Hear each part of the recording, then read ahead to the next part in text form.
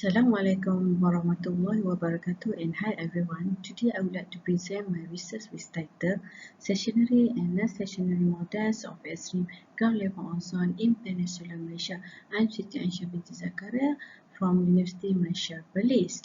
Okay, so this is my outline. As we go to introduction, so what is extreme ground level ozone? So here, extreme ground level ozone is referred to the maximum value of GLO concentration in specific times such as yearly, monthly, bi-weekly or weekly.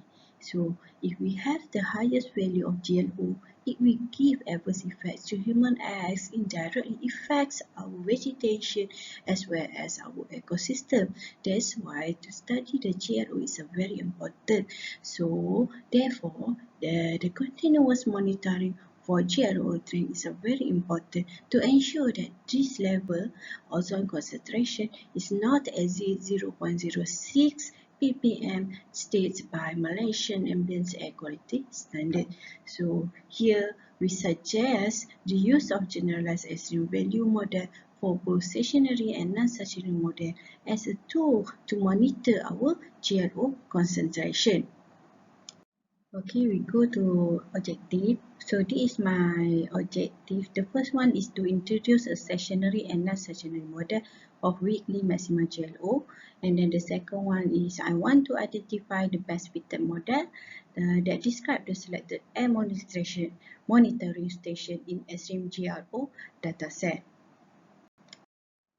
Okay, this is my method, the outline of my method. And then I will explain about research scope. So we focus on only 25 air monitoring stations at Peninsular Malaysia, which consists of the weekly maximum GLO concentration.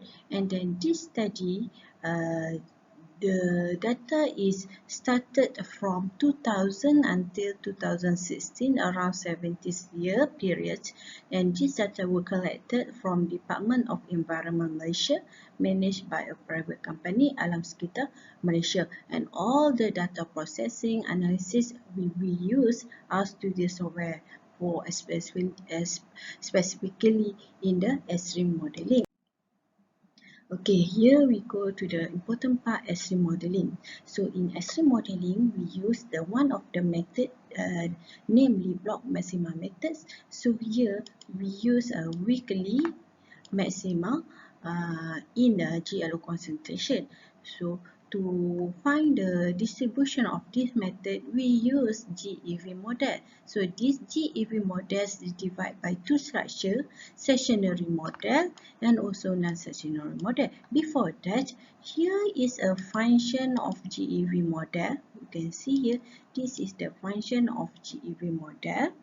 And then we divide by 2, which is we have the stationary model here with the functions GEV, and all these three parameters are constant. So the parameter here is mu is a location parameter, scale is a sigma is a scale parameter, and the last one is Z we call shape parameter. So all these three things for stationary model is constant, but the difference for non-stationary model is divided by two trends, linear trend and cycle trends. It means that one of the parameter here have the condition. So here I state that my location parameter has a condition which there is a linear trend. We state as mu t equal to beta naught plus beta 1 t, and the second one is cycle trend. So it means here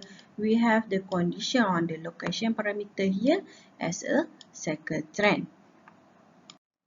Okay, and then we go to the parameter estimation. So we will estimate all the parameters that we decide from the extreme modeling. So we use here maximum likelihood estimation for parameter estimate. So this is the function for stationary model, and this is a function of parameter estimate for non-stationary model. So the difference between this is on the location parameter here is constant. here is constant, but for non-stationary model, they have a condition here. They have a condition which is there is two condition, either there is a linear or an cycle trend.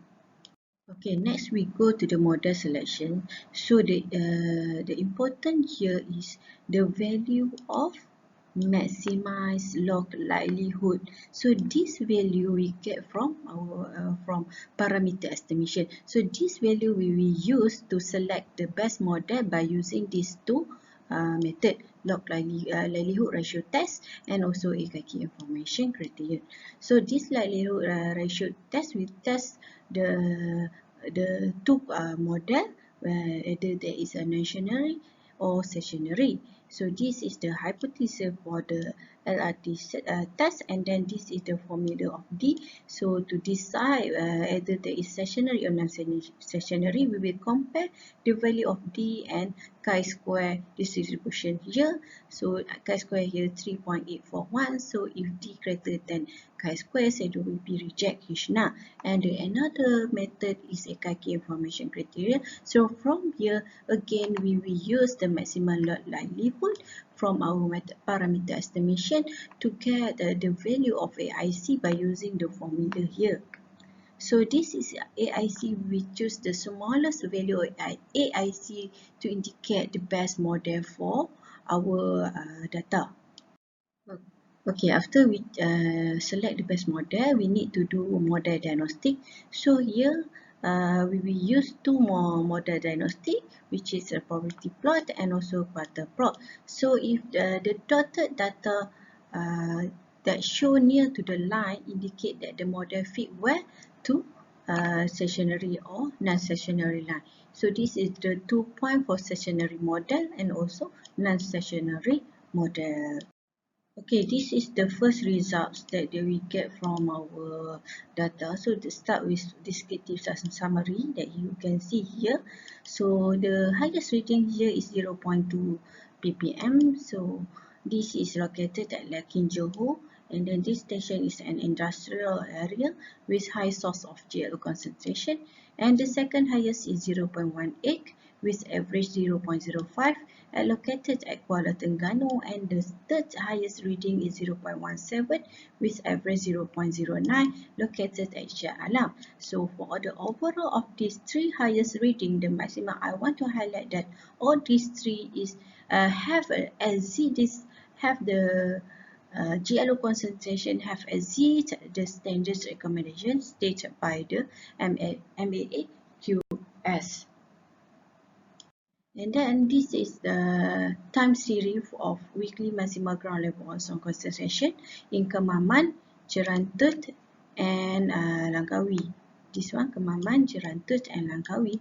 So these three time series table, time series figure as my motivation to study about the extreme, especially for non-stationary model, because non-stationary model, they will depend on the pattern of the data. So if we assume that the data, our data have a pattern, so maybe that can be useful in non-stationary model. So here in this study, we decide to compare stationary and non-stationary model and test which one is a better for our data. This is an important part that we want to decide the model. So the first one we use LRT. So here is the result that we get from tested using the LRT. So here we have two comparison here. The first one we compare stationary model with stationary and non-stationary linear model. So here we have that 9 station is equal to stationary model and 60 station to non-stationary linear model. And the second comparison is we use stationary model and also cycle model.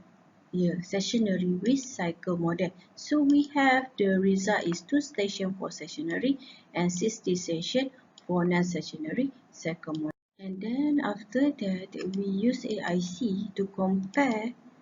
For example, WK01 here, we have after we do the two comparison between the hypothesis that we state, for example, WK01, so they have the model that the fit is a constant and also cycle. So by using the AIC, we will test again, we choose depend on the smallest value of AIC. So to indicate the best model for this station.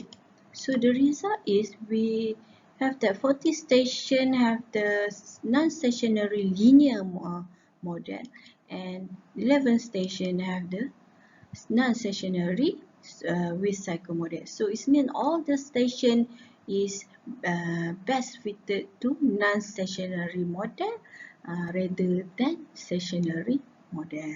This is result for parameter estimation for non-stationary with linear model. So this is the result of for station that fit to non-stationary with linear model, and then for example we come up with the equation for one station WK01.